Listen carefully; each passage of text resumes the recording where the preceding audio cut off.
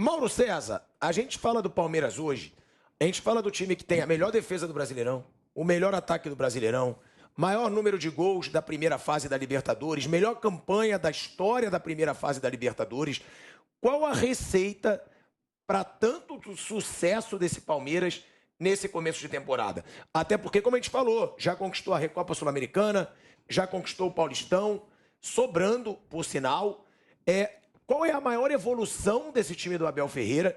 E se você concorda com o Mauro Betti, que é o melhor futebol do Palmeiras no século? Eu acho que é melhor do que o que era com o Marcelo Oliveira, que, aliás, não era referência, né? Embora tenha ganho uma Copa do Brasil. Melhor do que com o Cuca e bem melhor do que com o Felipão. Acho que o time joga hoje um futebol mais diversificado, né? O tal do repertório, acho que ele se apresenta esse ano de uma maneira que não se apresentava no passado recente. Acho que isso é reflexo de uma sequência de trabalho, é natural que haja evolução, se você não se acomodar, né? Se você não se acomodar, ganhei, agora eu vou descansar, e de fato o Palmeiras não se acomodou. Eu acho que a receita passa por não ouvir. Certamente existe, nos muitos grupos do Mauro Betti, de palmeirense, certamente existem integrantes da Palmeiras mimimi, porque toda torcida tem a sua ala mimimi. E a do Palmeiras, por definição, é corneteira pra cacete. Então, o mais importante não ouvir a Palmeiras mimimi, como, por exemplo, a diretoria do Flamengo ouve a Flamimimi, por exemplo, né, da qual você é um importante integrante. Presidente, na sua opinião. Então, o que acontece? Vamos de novo lembrar. No ano passado, o Palmeiras teve uma sequência de resultados ruins, derrotas valendo títulos. A Palmeiras Mimimi se manifestou na época. Não dá, não sei o quê. Acorda, Abel. Picharam o muro.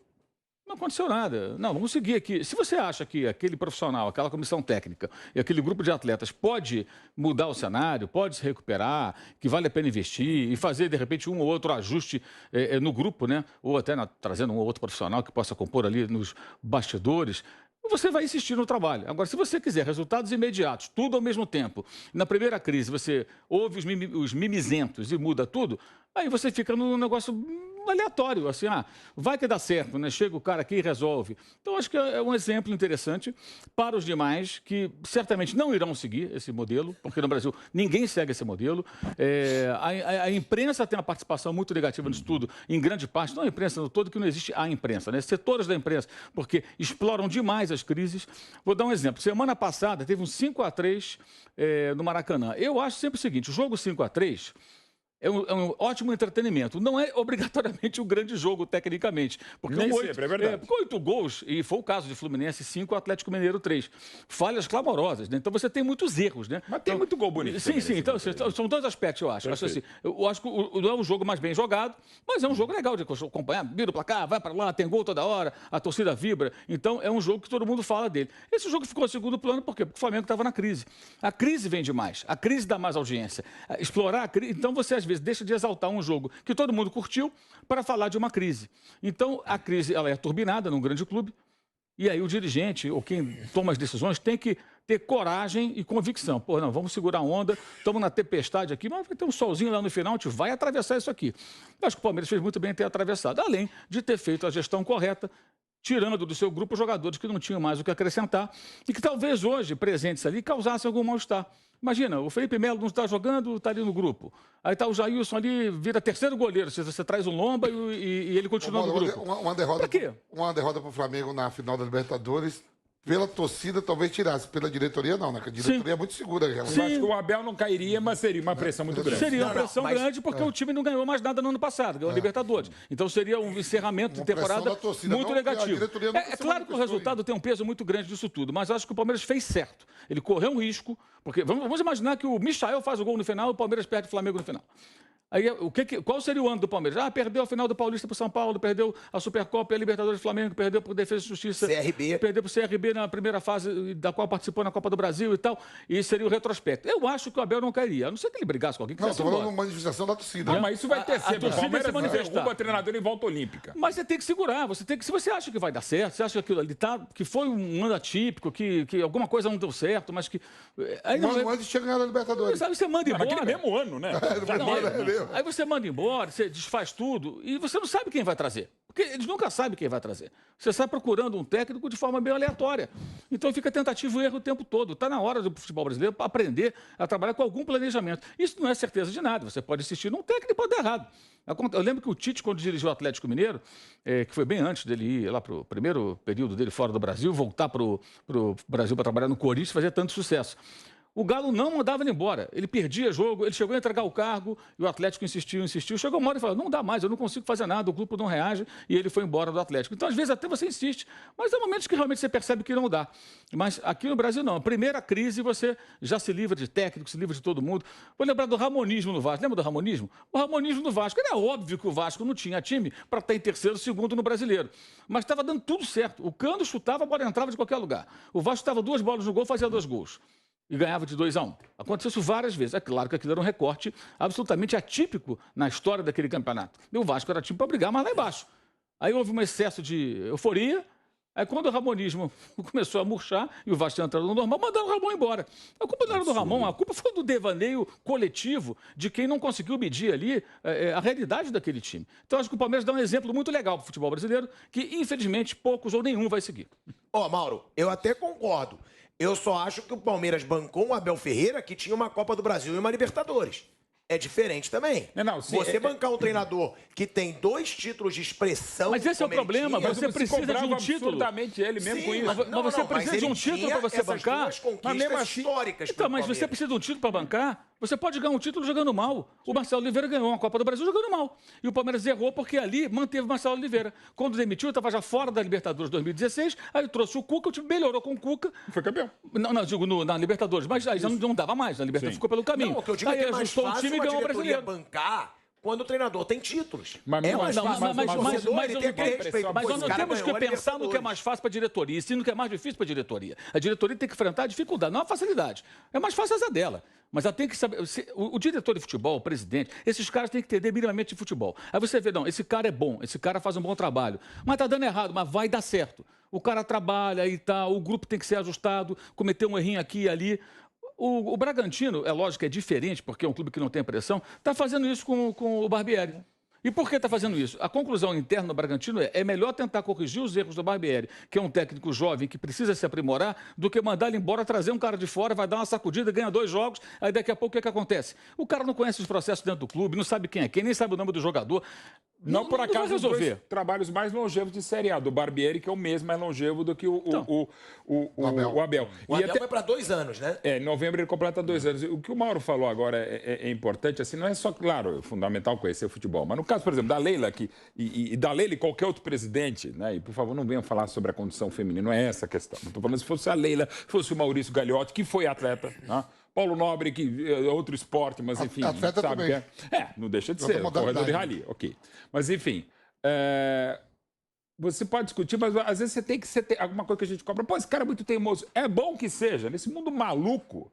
O que aconteceu com o Dorival Júnior, vamos falar já. O Dorival Júnior tomou um gol com 44 se eu tenho segundos. um time, eu gostaria de ter um técnico teimoso. Se é pra ter um técnico que vai ler o Twitter... Não, agora o Twitter tá falando pra tirar esse aqui. Eu não quero, manda o cara embora no dia seguinte. O Twitter, nós aqui no Bate-Pronto, na Jovem Pan, em qualquer outro lugar, gente, se fosse assim, o cara fica louco mesmo. É aquela frase célebre de um treinador de futebol americano, o Newt Rock, ele fala, se eu começar a ouvir tudo que me falam, eu vou estar juntamente com quem fala na arquibancada, porque é essa loucura. E a gente não pode exigir coerência do torcedor, mas o mínimo de coerência, inclusive coragem do dirigente. Porque também não é fácil, ainda mais nesses dias de intolerância, de violência, de protestar, de ir na rede social da mulher, do cara, do filho, do cachorro, do padre. Cara, então assim, o cara tem que ter, além de uma certa teimosia, coragem para aguentar essa pressão. E ver. Mas às vezes essa teimosia dá errado, o resultado final dá errado, o cara tropeça na bola, faz um gol contra, a arbitragem erra, tem um monte de circunstâncias. Mas se o trabalho é bem feito, inegavelmente é muito bem feito pelo Abel e a comissão técnica, o resultado está aí. Bruno Prado, a gente falando de números, é impressionante realmente o que o Abel Ferreira vem conquistando nesse momento pelo Palmeiras. Porque geralmente o clube vai muito bem ofensivamente, o time vai muito bem ofensivamente. Às vezes tem um pouquinho de precipitação na defesa. Ele não. Ele tem a melhor defesa do campeonato, ele tem o melhor ataque do campeonato e os números, eles dão essa dimensão. O time chegou a 17 partidas sem perder na temporada. Como a gente já falou, 13 vitórias e 4 empates. Sendo 6 jogos consecutivos sem levar gols nesse Brasileirão. E aí você fala de jogos dentro de casa, de jogos fora de casa.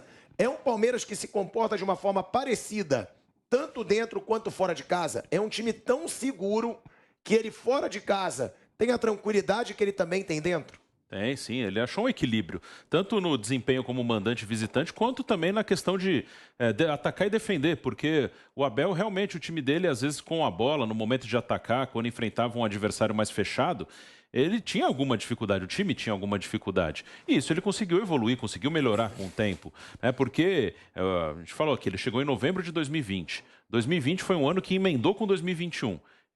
Por causa da pandemia, não teve parada, não teve nada. Ele ficou alguns dias em Portugal para descansar, mas não teve pré-temporada, férias, não teve nada. Agora, pela primeira vez de 21 para 22, ele teve. Então, ele foi tendo mais tempo. Ele, praticamente, desde que ele chegou até aquele jogo do Flamengo da Libertadores, que depois o Palmeiras jogou alguns jogos do Brasileiro com o Sub-20, ele não teve nada. Ele foi direto. É jogo, treina, descansa, viaja, que mais jogou no ano jogo. passado. Fez mais de 90 jogos no ano de 2022. Então, ele, pela primeira vez, teve uma pré-temporada, teve um tempo para melhorar as coisas, para tentar preparar a equipe minimamente. E é um cara que é muito dedicado no que faz, né? Um cara que insiste muito nas suas ideias. E o que eu falei aqui, que eu gostaria sempre de ter um técnico teimoso no meu time. Claro que o técnico ele tem que fazer mudanças que ele considere necessárias, mas essas mudanças têm que ser pela convicção dele. Assim, ele tem que chegar à conclusão: eu estou fazendo essa mudança por esses motivos técnicos, porque existe o técnico, né, de qualquer área e o político. O técnico não pode ser político, porque se ele ceder uma vez, eu vou tirar esse cara e colocar outro porque a torcida está pressionando, porque a imprensa está cornetando. Ele vai entrar numa situação que ele vai ceder todas as vezes. Ele não pode ceder nenhuma vez, pressão. Ele tem que fazer mudanças pela convicção. Não, realmente, eu cheguei à conclusão que esse cara tá mal, eu vou trocar, vou colocar outro. Ou essa ideia que eu tenho não está funcionando, eu vou mudar, vou tentar fazer de outra maneira. Mas chegar a essa conclusão pela questão técnica, por fatos. Porque se for só pela cornetagem, não, eu nem concordo com o que eu estou fazendo aqui, mas para pararem de pegar no meu pé, eu vou trocar. Porque aí ele vai fazer toda hora. Porque daqui a um mês vai acontecer outra cornetagem e aí ele vai ceder de novo. Aí já não é mais o trabalho dele. Aí é o trabalho, um trabalho aleatório, né? Ele vai sempre ceder às pressões. Então, eu acho que o Abel ele tem isso também muito, muito convicto. Ele faz mudanças quando necessário pelas ideias dele. Isso é fundamental. O cara que comanda, ele tem que comandar com as ideias dele, não com a pressão, não com a gritaria. Mauro César, você sempre fala isso, né? Que times com o poder financeiro hoje, até de elenco, como Palmeiras, Atlético Mineiro, Flamengo, agora o Corinthians talvez possa entrar nesse grupo de times com um baita investimento, eles não podem focar numa só competição. E é o Abel Ferreira deixando claro que quem está carregando esse escudo, como ele aponta, né, do Palmeiras, não pode priorizar. Então, ele está na mentalidade correta. Esse Palmeiras, ele tem elenco, time e até treinador para conquistar os 3 principais títulos do futebol brasileiro, o Brasileirão, Copa do Brasil e Libertadores? Eu acho muito ruim esse negócio de, assim, estar no começo de um brasileiro, com várias fases, todo mata-mata Libertadores, e falar de ganhar os 3. Quer dizer, a gente começa a estabelecer uma meta que o clube não está colocando. O clube está tentando, e onde é possível, o que é o certo. Quando a gente começa a criar expectativa, amanhã, se não consegue, falaram que eu ganho. Ninguém falou nada, quem falou foi a imprensa, parte da imprensa. Então, eu não gosto muito disso, não. Eu acho que, assim, uma coisa de cada vez. Ele pode até priorizar lá na frente um mata-mata se ele abrir vantagem sobre os seus perseguidores. Hoje, o futebol do Palmeiras, em relação aos seus rivais, ele é melhor do que a distância de pontos em relação a quem está mais próximo. O Corinthians está 1 ponto atrás, né? É muito pouco, mas o Palmeiras joga mais do que o Corinthians. Não joga 1 ponto só, ele joga mais. Mas ainda não abriu distância. Se ele conseguir abrir distância em relação a Corinthians, a São Paulo, a Inter, a, sei lá, Atlético Paranaense, a quem estiver, Atlético Mineiro, quem estiver por perto, ele talvez lá na frente possa pensar, bem, eu vou jogar essa partida aqui, vou colocar um time mais preservando titulares, porque eu tenho uma Libertadores ou uma Copa do Brasil dias depois, porque ele vai ter uma vantagem que vai permitir isso. Mas ele precisa abrir essa vantagem. Ainda não conseguiu. Então, acho que é questão de priorizar. Em algum momento, acho que você vai ter que fazer escolhas. Não obrigatoriamente priorizando algo, mas entendendo a semana, a situação física dos atletas e tudo que envolve, logística, viagem e tudo mais. Como esse caso até que o Vampeta falou, né? Eu acho que como cabeça de um técnico como Abel, os caras que vêm lá de fora, ele não se pauta por um gol bonito. O cara fez um gol bonito, eu vou escalar. Não, ele se pauta pelo jogo, o que o adversário vai fazer, o que eu preciso ter em campo e se esse jogador que fez o gol bonito me entrega ou não o que eu preciso contra esse adversário. Então, é que nem zagueiro que não joga nada e faz um gol. Pô, o cara fez um golaço, assim, pô, mas não joga nada. Defender é uma porcaria, né? O zagueiro que não marca ninguém, o adversário deita e rola em cima desse, mas ele vai na área e faz um gol. Aí, não, pô, o cara é zagueiro, artilheiro. Então, escala de centroavante. Tem técnico aí que gosta de colocar zagueiro como centroavante quando a corda aperta. Já efetiva como centroavante. Acho que são coisas distintas. Eu entendo perfeitamente. Se ele olha para o Coritiba, pensa nos jogadores que ele tem, e que ele não tem, ele fala, não, esse jogador vai fazer um papel que eu preciso. Mas o outro fez um golaço. Tudo bem, fez um golaço no outro jogo. O próximo jogo é outra história. Quem me garante que ele vai fazer um outro golaço? Então, as decisões são mais técnicas, mais frias. Vou te interromper rapidinho, que a gente está voltando para a Rádio Jovem Pan. Estamos de volta, hein? De volta à Rádio Jovem Pan, agora na rádio, na TV, no YouTube. O Mauro César está falando sobre essa situação do Abel Ferreira ter deixado claro que não vai priorizar nenhuma competição, que o Palmeiras vai para disputar todos os títulos, Mauro. Acho que assim tem que ser. Ele vai resolvendo ponto a ponto, né? Porque é aquela coisa, de repente você chega, vamos imaginar que, sei lá, na Copa do Brasil você tem um revés, uma jornada ruim, perde um jogo e tal, e fica difícil. Você tem um jogo no Brasileiro, de repente você faz uma escolha. Ou o contrário, você está mal no Brasileiro e está bem na Copa do Brasil. O que eu acho que não dá é para times desse investimento abrirem mão da luta, como fazia o Grêmio do Renato. Ele exagerava. Eu vou no mata-mata e tal. Não, rema aqui também, cara. Você tinha time para brigar. Porque aí é cômodo para o dirigente, para a comissão técnica, para o elenco, para todo mundo. A gente não consegue brincar nas três, então aqui a gente vai abrir mão, aí você perde um jogo aqui e ali e não tem repercussão. Aí se você é eliminado do mata-mata, você fica sem nada, né? Teve campeonatos brasileiros recentes, quando o Renato treinava aí do Grêmio, que o Grêmio caía da Copa do Brasil, caía da Libertadores, aí ele remava nas últimas 5, 6 rodadas para chegar na zona de classificação da Libertadores. Aí chegava, viu? Eu falei que a gente ia classificar. Não ganhou nada. Ainda tirava onda. Viu? Falou, mas e título? Ganhou o título? Vai 8, 9. Não ganhou o título. Foi humilhado até em eliminações, assim, sendo atropelado.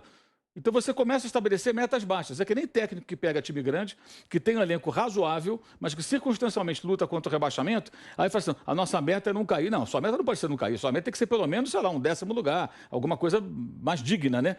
Você coloca, é como se um aluno na escola pudesse definir qual a média que ele tem para passar de ano. A minha média é 4, eu só quero tirar 4. É muito fácil assim. Então, eu entendo, eu acho que ele está certo, acho que é por aí mesmo, e vai resolver uma coisa de cada vez. Lá na frente, se tiver que fazer alguma escolha, vai estar num contexto que a gente nem imagina qual vai ser, para ele eventualmente ter que optar por uma prioridade aqui ou ali.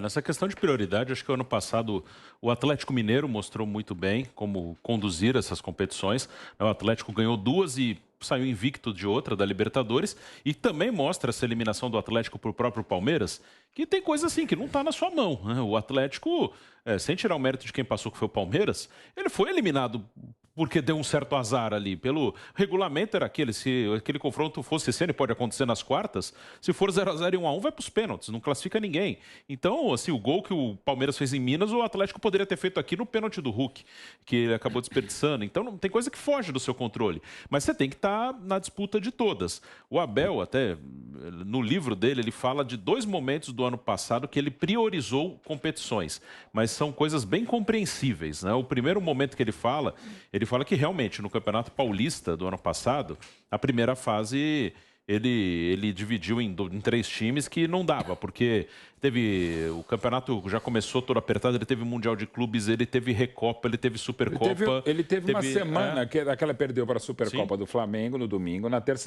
quarta-feira ele jogou, aliás, na terça-feira teve um jogo Paulista, da quarta.